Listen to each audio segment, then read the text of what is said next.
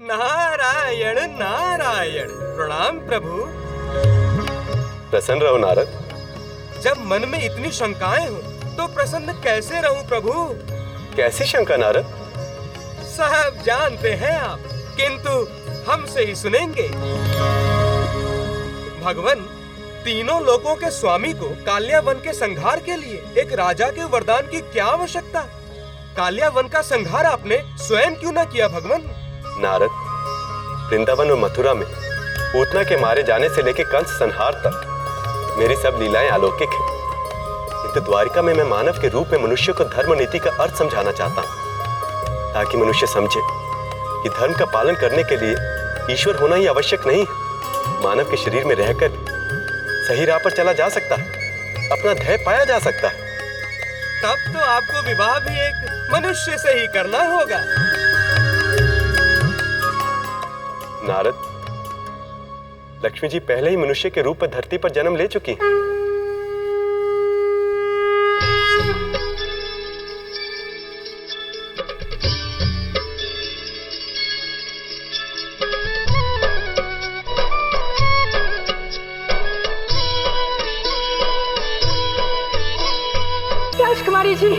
राजकुमारी जी बधाई हो। किस बात की? है कोई द्वारकाधीश से जुड़ी बात? तो जल्दी बताओ। तो सुने, एक और महाप्रतापी काल्यवन और दूसरी ओर द्वारकाधीश। महाप्रतापी काल्यवन के पास ब्रह्मा जी के वरदान की शक्ति, तो द्वारकाधीश के पास किसी के प्रेम और प्रार्थनाओं की शक्ति।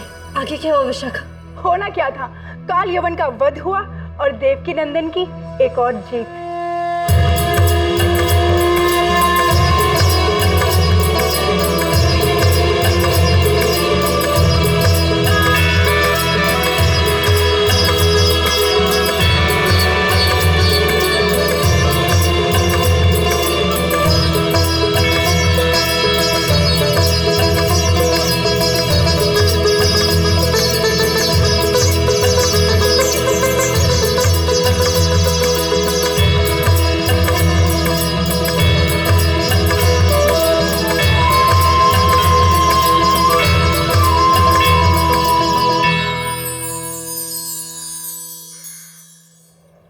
आज हम बहुत खुश हैं। मांग, जो चाहिए मांग। क्या मांगू मैं आपसे? सब कुछ तो दे रखा है आपने। हाँ, मगर फिर भी एक प्रश्न का उत्तर जरूर चाहूंगी। पूछ। राजकुमारी जी, आप कृष्ण को अपनी मन की बात बता क्यों नहीं देती? ये कैसा प्रेम है कि जहाँ आप कृष्ण को इतना चाहती हैं कि चांदनी भी अपने चांद को ना चाहती होगी, और यही बात कृष्ण को पता भी ना हो? कैसे नहीं पता होगा विशाखा? यहाँ से बहकर ये हवा उन्हें छूकर बताती होगी कि कोई है जो उनसे बहुत प्रेम करता है। यहाँ से पानी लिए जो बादल द्वारका में बरसते होंगे, एक एक बूंद उन तक संदेशा पहुंचाती होगी। सोचते होंगे वो भी, कौन है वो जो उनसे इतना प्रेम करता है। तो बता क्यों नहीं देती कि वो आप हैं? कैसे बता दे विशाखा? प्यार करना आसान होता है, लेकिन कह पाना उतना ही कठिन, क्योंकि ठुकरा देने के डर से बड़ा और कोई डर नहीं। क्या हो अगर वो कह दे, राजकुमारी हमारे मन में आपके लिए कुछ नहीं? क्या हो अगर वो मुंह फेर ले? ऐसे में विदर्भ की राजकुमारी का ही नहीं, एक स्त्री के पवित्र प्रेम का भी अपमान होगा।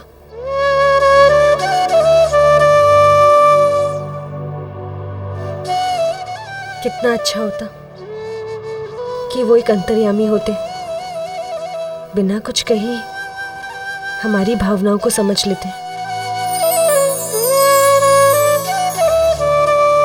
बोलो भगवान श्री कृष्ण की। महापापी काल्यवन को उसका काल देने वाले वीर श्री कृष्ण का मैं अभिनंदन करता हूं। ताऊ कहाँ है?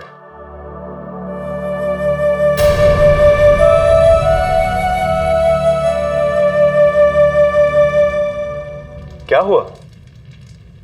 आप महाराज बलराम की आज्ञा लिए बिना ही अकेले काल्यवन से युद्ध करने चले गए थे ना, इस बात से वो बड़े क्रोधित हुए हैं।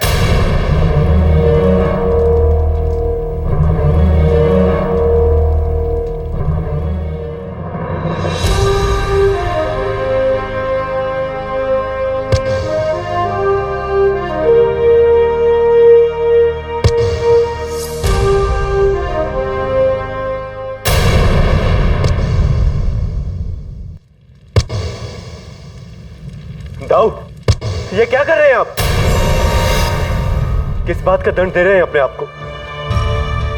तुम तो बहुत बड़े हो गए हो कृष्ण, इसीलिए तुम्हें तो कोई दंड दे नहीं सकता, इसीलिए मैं अपने आप को दंड दे रहा हूं।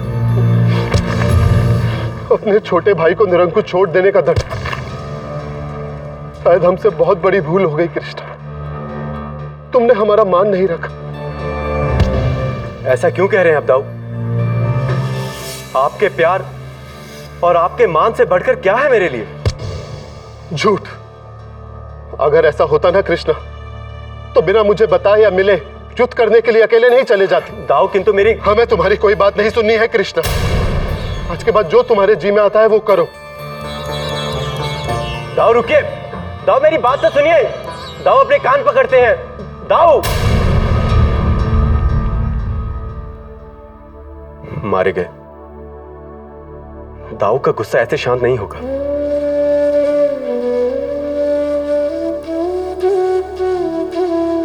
अब तो एक ही शक्ति दाऊ का गुस्सा शांत कर सकती है।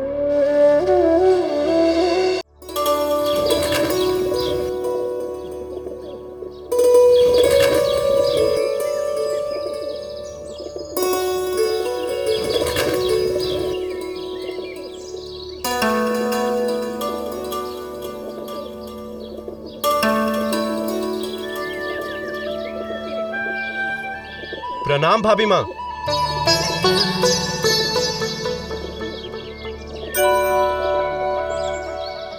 फूल देना।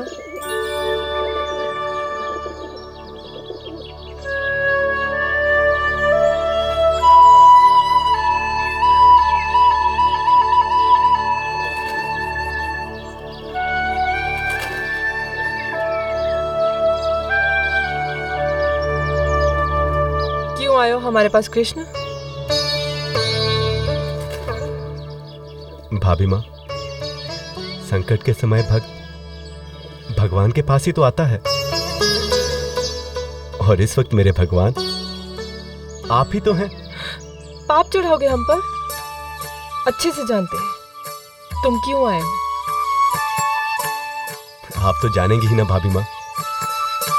दुनिया के साथ मैं कोई भी खेल खेल लूं, लेकिन आपके आगे मेरी एक नहीं चलती।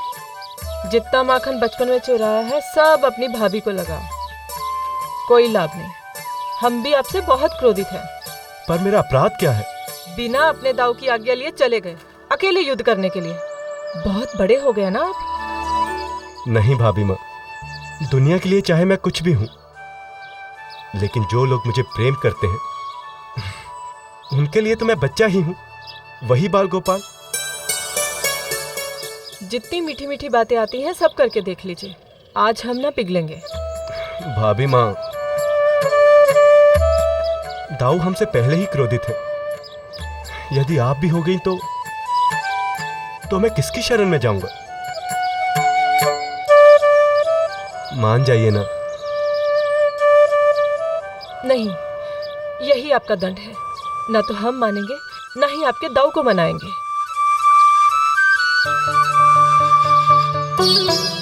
भाभी माँ, भाभी माँ,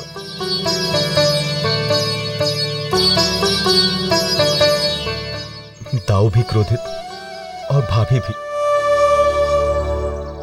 मुझे तो इस जगत में कोई प्रेम नहीं करता।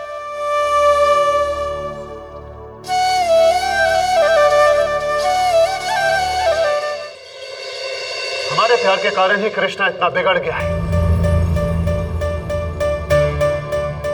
कालेवन जितना शक्तिशाली था उतना ही क्रूर भी था। ये बात अलग है कि कृष्णा के भाग्य उसके साथ में था, उसकी चतुराई में फंसकर कालेवन मारा गया, वरना ना जाने आज क्या से क्या हो गया होता। रेवती, उस उद्दंड कृष्ण को तो पकड़ कर ना हमें दंड देने का मन कर रहा है। कह तो दिया, पर हमारे देवर को हाथ भी लगाया ना तो हम कभी बात नहीं करेंगे आपसे। बिगड़ेगा ही। कृष्णा को इतना प्यार मिलेगा तो बिगड़ेगा ही ना। हम मानते हैं कि कान्हा ने आपसे पूछा नहीं, पर आप ये भी तो सोचिए कि काले वन का अंत किया तो कान्हा ने ही। अब जाने भी दीजिए ना। जानते हैं कान्हा कितना छोटा सा मुंह बनाकर आए थे हमारे पास।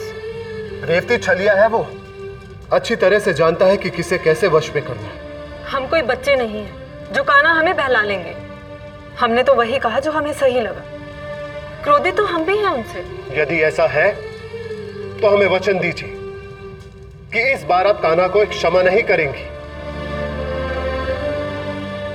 ठीक है, हम आपको वचन देते हैं कि कान्हा चाहे इस बार कुछ भी कर, हम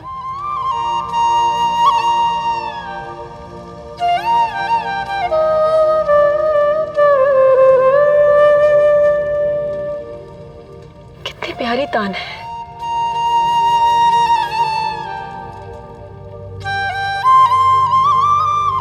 रेवती,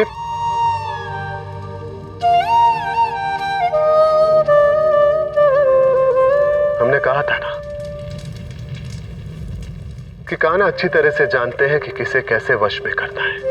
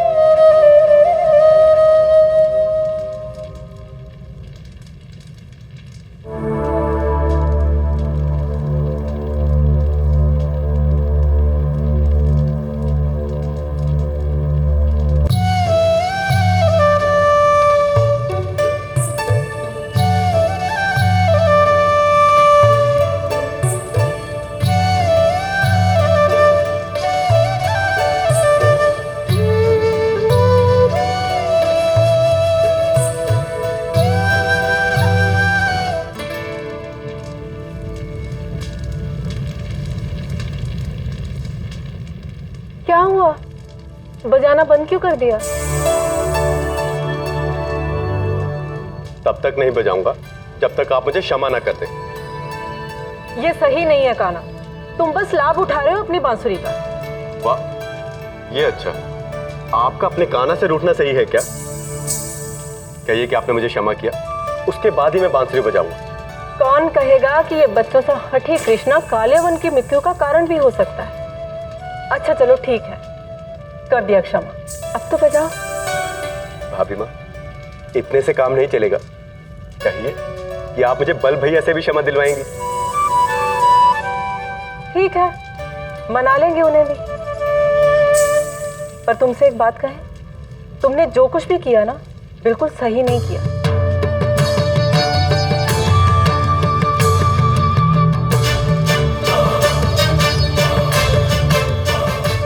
मैंने तो सिर्फ अपना कर्म किया जिसके लिए मैंने जन्म लिया। कालियावन एक पाप का नाम था, अधर्म का नाम था। उसका विनाश करके धर्म की रक्षा करना अति आवश्यक था। यूं समझिए कि मेरा जन्म लेना सार्थक हुआ। जो भी कहो, परंतु ऐसे अकेले चले जाना कोई समझदारी का काम नहीं था। तुम्हें तो है ना, जैसे यशोदा मैया ने बांधा था ना, बिल्कुल वैसे बांध के रखना चाहिए। हम तो कहते हैं तुम्हें बांधने वाली कोई ढूंढ ही ली जाए, क्या कहते हो? हाँ भी माँ, क्या गया कौन टाले, लेकिन कोई हो तो सही आपकी देवरानी बनने के योग्य।